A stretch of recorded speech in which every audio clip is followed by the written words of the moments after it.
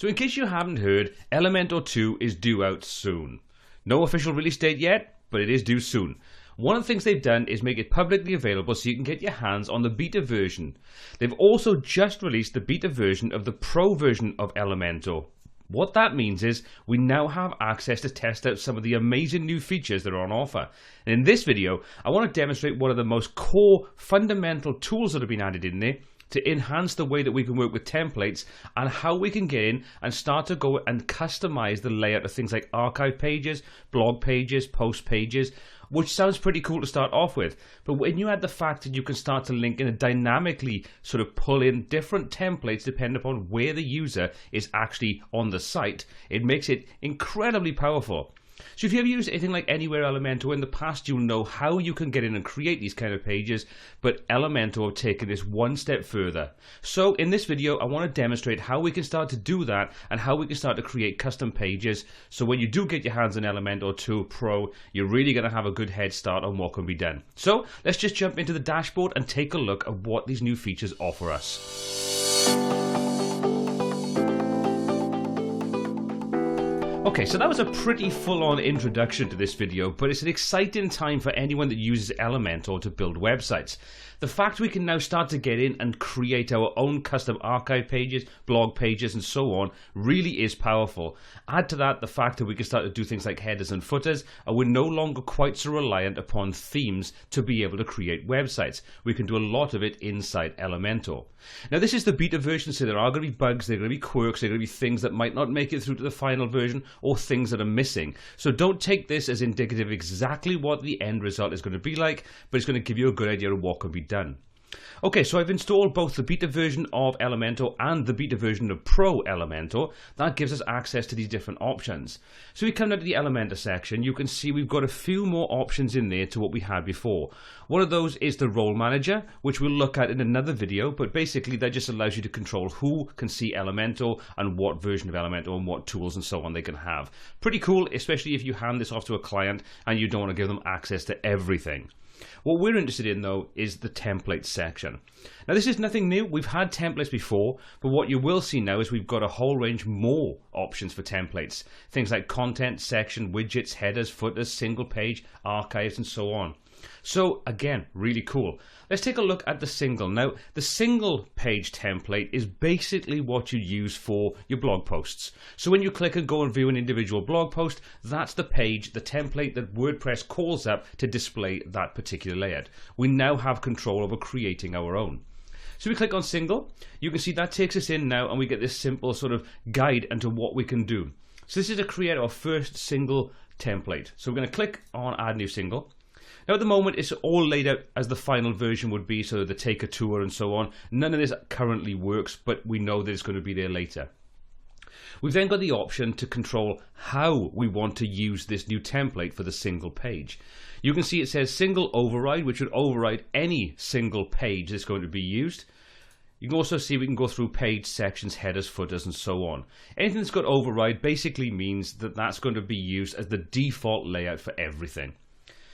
We can enter the template name, and what we're going to do is we're going to call this single blog, and we'll create our template.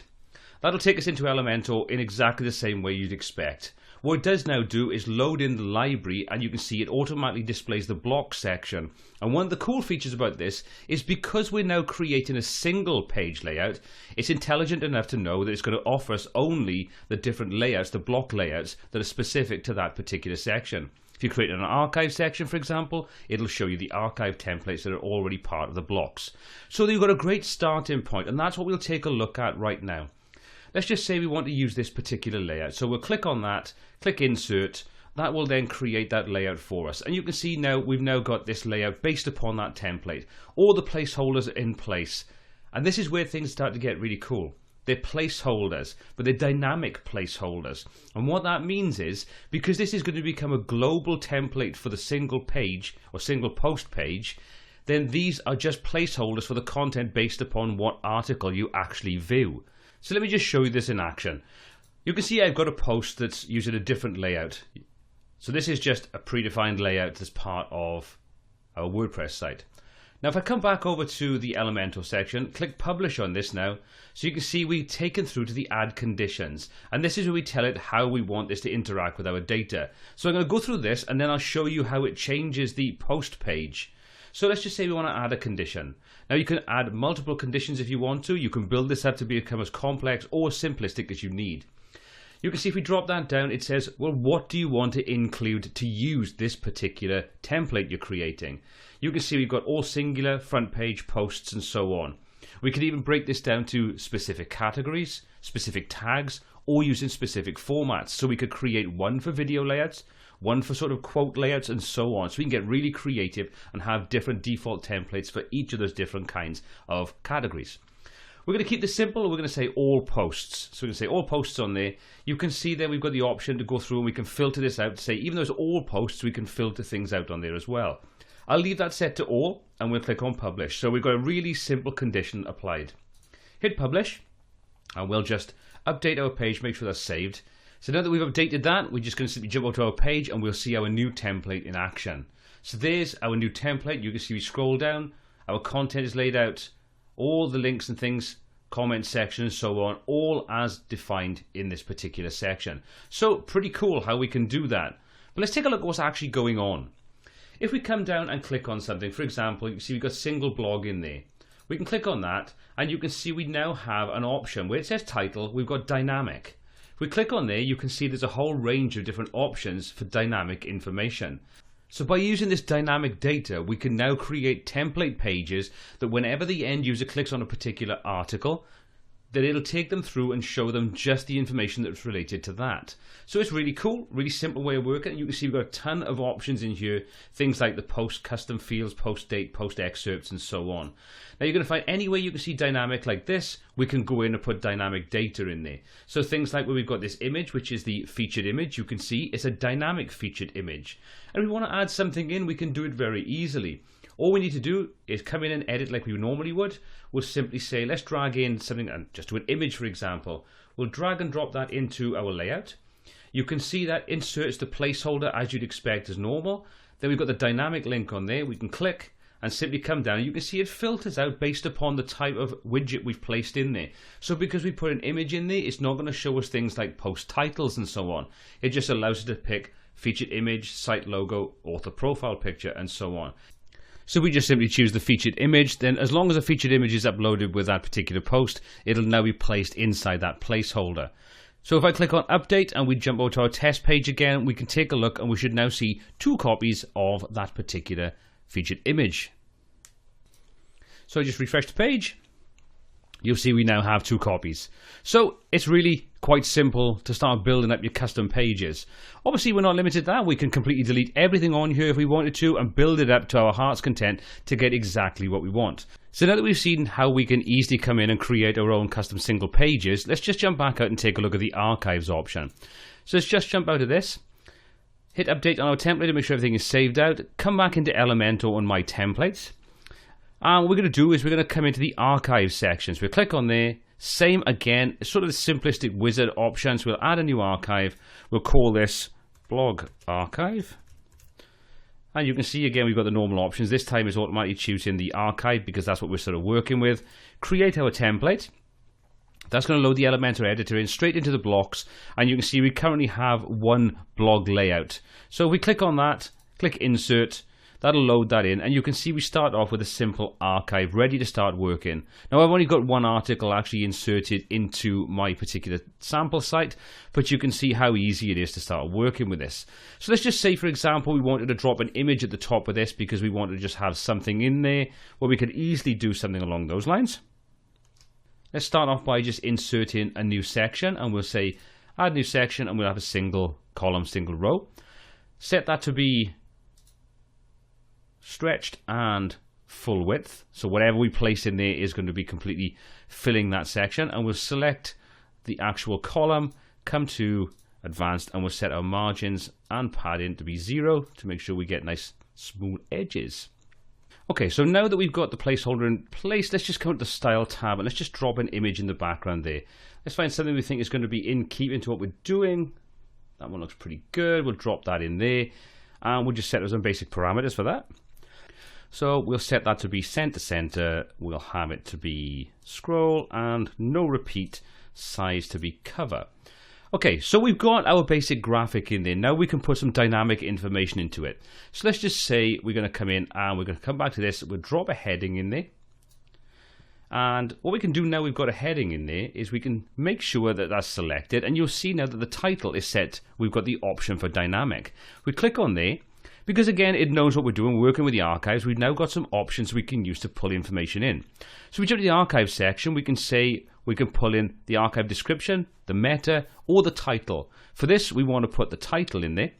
So that'll now create a nice dynamic title for us. We can now come in and start to style that. So if we come in and we'll just specify we want this to be white. We want the typography, and we're going to come into... So let's just set the font, and we'll just choose something like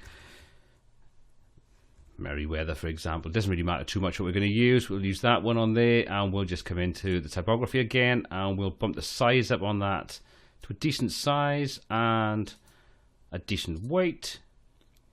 We'll transform that to uppercase. That's looking pretty good. We'll go with that side of things. That's fine.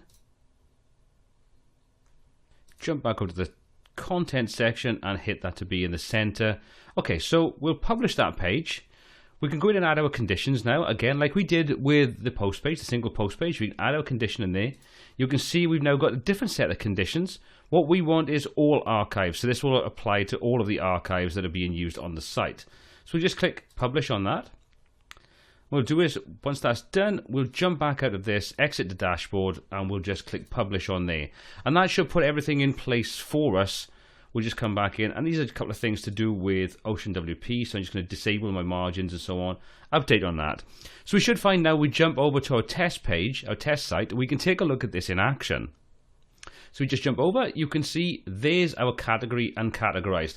Doesn't look particularly attractive at the moment. We can go in and set some more options up on that. But you can see, depending upon what category we now choose, this is going to show that in the title. Just jump back in, edit with Elementor, and let's just set a couple more parameters up on there just to make sure everything looks a little better. So we'll select that background, come to advanced, we'll drop in some padding on the top and bottom. So we'll say 150 top, 150 bottom, so we got a nice bit of space on there. Come to our style, and what we'll do is go to background overlay, and we'll set a simple solid color on there. So set that to be black. Okay, that looks pretty good. Hit update. Come back to our page and refresh that. And there's our updated header. So now every single time we jump through to a category, this is going to change. So just for testing purposes, let's just jump back in, come out of this, and we'll just simply come into the post section and create a new category. We'll create a new one called sample, and we'll hit add on that, and we'll cut all our posts, and we'll just quick edit this one, and we'll add that to sample as well. So update that. And finally, we're going to come into the appearance and our menus, and we'll just add in that new category. So we've got sample in there, add that in and update.